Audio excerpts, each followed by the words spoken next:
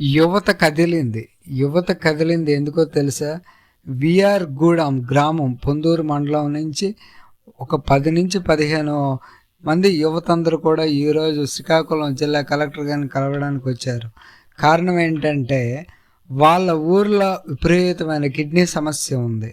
Kidney సమస్య నుంచి చాలామంది ప్రజలు చనిపోతున్నారు. ఎందుకు చనిపోతున్నారు అనేది ఎవరికీ అర్థం కాని పరిస్థితి. అలాగని డిఎంఎన్ఎస్ఓ గారి దగ్గర నుంచి ఎటువంటి హెల్ప్ లేదు. అలాగే మెడికల్ సూపరింటెండెంట్ గారి దగ్గర నుంచి ఎటువంటి హెల్ప్ లేదు. గ్రామస్తులకి మెడికల్ సర్వీసెస్ ఏమీ లేవు. ఆర్డబ్ల్యూఎస్ నుంచి వాటర్ టెస్ట్లు అనేవి లేవు, ల్యాబ్ రిపోర్ట్స్ అనేవి లేవు. ఆరోగ్య వ్యవస్థ అనేది పూర్తిగా నశించిపోయింది ఆ ఊరికి. అందుకే యువత కదిలి కలెక్టర్ గారి దగ్గరికి వచ్చింది. నా పేరు పేడాడ నరసింహులు.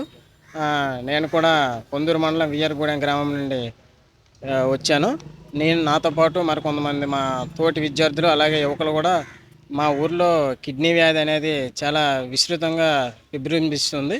ఎందుకనగా గత కొంతకాలంగా ఎంతోమంది వ్యక్తులు చనిపోయారు దీని కారణంగా. అలానే ప్రస్తుతం ఇప్పుడు ఏమైందంటే, గతంలో ఏమైందంటే కొందరికి ఒకరో ఇద్దరో అనేది జిల్లా మొత్తంగా ఉంది కనుక కామన్లే అని చెప్పేసి మేము అనుకున్నాం. కానీ అది వ్యాధి అనేది ఏంటంటే గత 2 సంవత్సరాల నుండి విస్తృతంగా, అంటే ఇంచుమించులో ఇంట్లో ఎవరో తప్పితే 10 ఇళ్ళకి పక్కాగా 4-5 అదే వ్యాధితో ఇబ్బంది పడుతున్నారు. ఆ వ్యాధిని ముందుగా టెస్టులు చేసి అనేక ఆర్థిక ఇబ్బందుల కారణంగా ముందు స్టేజ్లో గుర్తించలేకపోవడం వల్ల 5th స్టేజ్లోకి వెళ్ళిపోవడం వల్ల డైరెక్ట్గా అదనేది అనమాట ఓన్లీ డయాలసిస్ తప్ప మరొక దారి లేకుండా పోతుంది. దానివల్ల మేము ఏంటంటే ఈరోజు కలెక్టర్ గారికి మా ఊర్లో ఒక 3 రోజుల పాటు కిడ్నీ రీసెర్చ్ సెంటర్ నుంచి డాక్టర్లను కానీ వాళ్ళ స్టాఫ్ని కానీ పంపించి మెడికల్ క్యాంప్ ఏర్పాటు చేసి 30 సంవత్సరాల వయసు దాటినటువంటి ప్రతి ఒక్కరికి కూడా ఆ పరీక్షలను నిర్వహించి వాళ్ళందరికి కూడా ఏంటంటే ఎవరికి ఏ స్టేజ్లో ఉందని గుర్తించి వాళ్ళకి మెడికేషన్ కూడా గవర్నమెంట్ నుంచి సప్లై చేయించి మాకు ఎంతో తోడ్పడతారని మేము గవర్నమెంట్కి విన్నపించుకుంటున్నాం.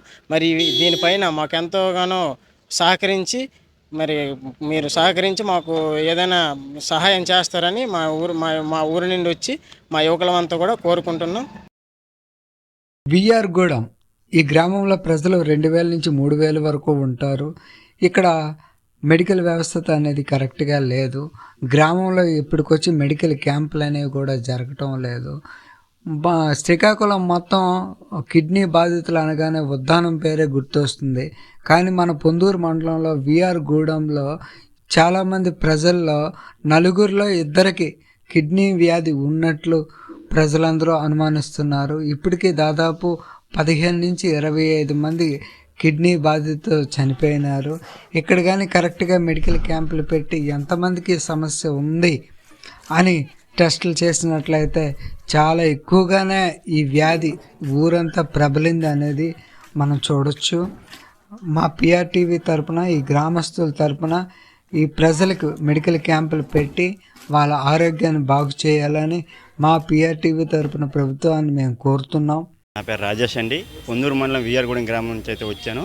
ఈరోజు మా గ్రామంలో సుమారుగా 2500 మంది ఉంటారు. ఇంచుమించుగా 15 మంది వరకు కిడ్నీ సమస్యతో అయితే చనిపోయారు.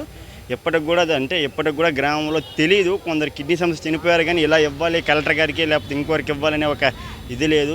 ఈరోజు యువత మేము ఒక 15 మంది వచ్చాము కలెక్టర్ గారి లెటర్ ఇవ్వడానికి. ఆ 15 మందిలో ఇప్పుడు కనీసం డయాలసిస్ అవుతున్నవారు కనీసం ఒక 20 మంది నుంచి 15 మంది వరకు ఉంటారు. డయాలసిస్కి ఉన్నవారు అవుతున్న వాళ్ళు ఒక 5 ఉన్నారు. అలాగే విఆర్ గూడెం గ్రామం మొత్తానికి కూడా వాటర్ ట్యాంకులు అనేవి లేవు. అక్కడ ఆర్డబ్ల్యూఎస్ వాళ్ళు ఆ వాటర్ని టెస్ట్ చేయకుండా డైరెక్ట్గానే బోర్వెల్ నుంచి ఇంటింటికి సప్లై చేస్తున్నారని మనకు అర్థమవుతుంది. అందుకే బహుశా వాటర్లో క్లోరిన్ శాతం తక్కువ అవడం వలన శుద్ధి చేయకుండానే డైరెక్ట్గా తాగుతున్నారు ఏమో తెలియని పరిస్థితుల్లో ప్రజలందరూ ఉన్నారు. బహుశా ఆ వాటర్ సమస్య వల్లే కిడ్నీ ఇంత ఎక్కువగా ప్రబలిందనేది వాళ్ళు నమ్మకం.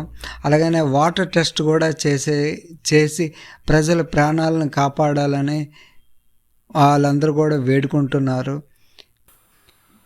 పిఆర్టీవీ సామాన్యుడి గొంతు. ఇది ఎప్పుడు కూడా సామాన్యుల కోసం ఆలోచించే గొంతుకు కాబట్టి ఆ ప్రజల గొంతుకునే మా టీవీ ఛానల్ ద్వారా ప్రభుత్వానికి తెలియజేస్తున్నాము. అక్కడ మెడికల్ క్యాంపులు ఏర్పాటు చేసి అక్కడ ఎంతమంది ఇంకా డయాలసిస్తో ఉన్నారు, కిడ్నీ వ్యాధితో ఇంకెంతమంది బాధపడుతున్నారు అనేది ఆ గ్రామస్తులకి చేయాలని చెప్పి మేము కోరుకుంటున్నాం.